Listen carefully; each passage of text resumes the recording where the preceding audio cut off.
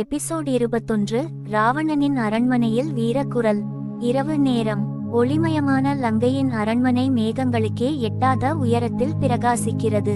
மான்வரலாறுகளிலும் இடம் பிடிக்கக்கூடிய ராஜதந்திரங்களின் மையமாக விளங்கும் இந்த அரண்மனை தெய்வீக கலைப்பிரதிபைகள் கொண்டு செதுக்கப்பட்டிருந்தது. சுவர்களில் ராவணனின் வெற்றிகளை புகழும் கதை சித்திரங்கள். பல திசைகளில் இருந்து போராளிகளும் ஆளுநர்களும் தங்கள் புகழுடன் வந்து சேர்ந்த இடமாக அது திகழ்ந்தது. அந்த நாள் அரண்மனையின் மத்திய மண்டபத்தில் அரசவை கூட்டம் நடந்து கொண்டிருந்தது. ராவணன் தன் அமைச்சர்கள் மற்றும் தளபதிகளுடன் முக்கியமான ஆலோசனையை தொடர்ந்து கொண்டிருந்தான். செங்கலரண்சையில் இருந்த அந்த கூட்டத்தில் எதிர்வரும் யுத்தங்கள் பற்றிய விரிவான திட்டங்கள் விவாதிக்கப்பட்டன. அங்கு ராவணனின் குரல் அடக்கமில்லாத கம்பீரத்துடன் ஒலித்தது. லங்கையின் புகழை காக்க நம்மிடம் மொத்த உலகுக்கும் சவால் விடும் சக்தி இருக்கிறது. எவரும் எங்கள் எதிரில் வெற்றியடைய முடியாது. அவருடைய வார்த்தைகளில் முழு அரண்மனையும் அதிர்ந்தது.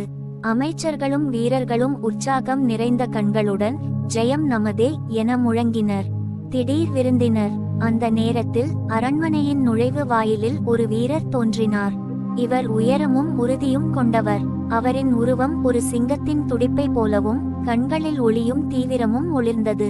அவர் அரண்மனைக்குள் செல்வதற்காக அரண்காவலர்களிடம் அனுமதி கேட்டார். அவரின் திடீரென வந்துள்ளமை அனைவரையும் ஆச்சரியத்தில் ஆழ்த்தியது. இராவணன் அவரை அருகே அழைத்து வருமாறு கட்டளையிட்டான். நீ யார்? எதற்காக என் அரண்மனைக்குள் வந்தாய் என்று இராவணன் கேட்டான். அந்த வீரர் தன்னுடைய பெயரை அறிமுகப்படுத்தினார். அவர் ஒரு பெரிய போராட்டத்தில் வெற்றி பெற்ற சாமர்த்தியமிக்க போராளி. மகாராஜா, உங்கள் சாம்ராஜ்யத்தின் வீரர்களில் ஒருவனாக சேர வேண்டும் என்று விரும்புகிறேன். என் திறமைகளை உங்களுக்கு அர்ப்பணிக்க விரும்புகிறேன் என்றார். இராவணனின் தேர்வு. இராவணன் அவரை கவனமாக ஆராய்ந்தான். அவரது உடலமைப்பு, பேச்சில் நம்பிக்கை மற்றும் அந்த திடீர் நுழைவு என அனைத்தும் ஒரு வீரத்தை கூறியது. சிறு நேரம் யோசித்த இராவணன் தனது முக்கிய தளபதிகளை அழைத்து வார்த்தை மாற்றிக் கொண்டான். அதன்பின், நீ என்னுடன் சேரலாம். ஆனால் என் சாம்ராஜ்யத்தின் முக்கியமான ரகசியங்களை கையாளும் முன் நீ என் நம்பிக்கைக்கு உரியவனாக இருக்க வேண்டும் என்று கூறினான். அவரை அரண்மனையில் சேர்ந்து பயிற்சிகளில் ஈடுபடச் செய்தான். போருக்கு தயாராகும் லங்கா. அந்த வீரர் திரண்ட கூட்டத்தில் தனக்கான இடத்தை எடுத்துக்கொண்டார். அவருடைய குரல் அரண்மனையில் எதிரொலித்தது. இராவண மகாராஜா, உங்கள் அரண்மனையின் வீரமுள்ள கோலாகலத்தை நான் என் உயிரோடு காக்க உத்தேசிக்கிறேன். லங்கையின் தர்மம் எப்போதும் மேலோங்கட்டும்.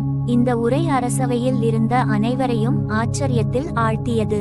இராவணனின் மரியாதை அவர் மீது அதிகரிக்க தொடங்கியது. இரண்டாம் நாள் நிகழ்வு. அடுத்த நாள் இராவணன் அந்த வீரருக்கு தனிப்பயிற்சிகளை வழங்கினான். அவர் ஒரு பலத்த தன்னம்பிக்கையுடன் தன் போர் திறமைகளை மேம்படுத்தினார். இராவணனின் மந்திர சபையில் நடந்த நிகழ்வுகள் மொத்தத்தில் லங்கையின் போராளர்களின் மனதிற்கு ஒரு புதிய வீர உணர்வை ஊட்டியது. அதன் பின்புலமாக லங்கையின் அரண்மனையில் வீர குரல் தொடர்ந்து முழங்கியது. அது ஒரு முறை ஒரு வீரனின் வருகையால் துவங்கிய கதை. ஆனால் அதை அடுத்தடுத்து தொடர்ந்தது லங்கையின் வீர வரலாறு. இப்படி இராவணனின் அரண்மனையில் நடந்த இந்த சிறப்பு பார்வை லங்கையின் திட வீர வரலாற்றில் புதிய அத்தியாயமாக பதியப்பட்டது.